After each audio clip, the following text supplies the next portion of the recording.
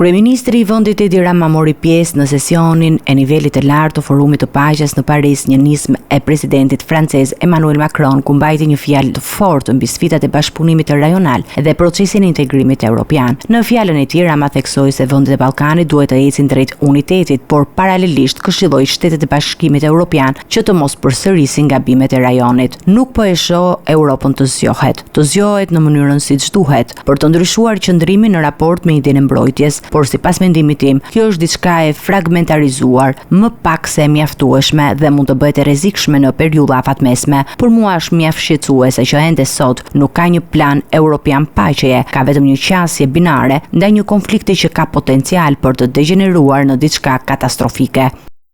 I pyetur nga një gazetar nëse e konsideron Francën të ballkanizuar, kreu i qeverisë shqiptare u përgjigj prerë: gjatë viteve të fundit kam parë që Europa është ballkanizuar shumë, kështu që nuk jemi të vetëm që kryejmë probleme. Shikoni Francën, harroni Britaninë, tërësisht shikoni akoma nuk miratojnë dot një buxhet. Shqipëria është sot i vetmi vend në Europë që s'ka marrëdhënie me Rusinë, tha ai. Kur bëhet fjalë për Ukrainën, unë përfaqësoj një vend, Shqipërinë, që nuk ka marrëdhënie me Rusinë apo ka shkallën më të ulët të raportit me Rusinë në Europë. Përfaqësoj të vend në rajon që asnjë udhëheqës rus nuk ka ardhur qysh prej viteve 1960. Por si një vend i vogël, Shqipëria nuk mund të ketë rol në arritjen e paqes. Unë jam më i gjati mes të gjithëve. Përfaqësoj një vend shumë të vogël për të luajtur çfarëdo lloj roli, për të ndryshuar trajektoren. Si europian që përfaqësoj një vend të vogël, unë besoj se më duhet t'u dal për zot mendimeve të mia dhe vendit tim. Nëse mendimi im është i gabuar, nuk vjen asnjë dëm, por nëse mendimi i tyre që nuk janë kaq të gjatë sa unë, por kanë pas vende të mëdha janë gabim, është problem i madh. Gjatë ndërhyrjes së tij në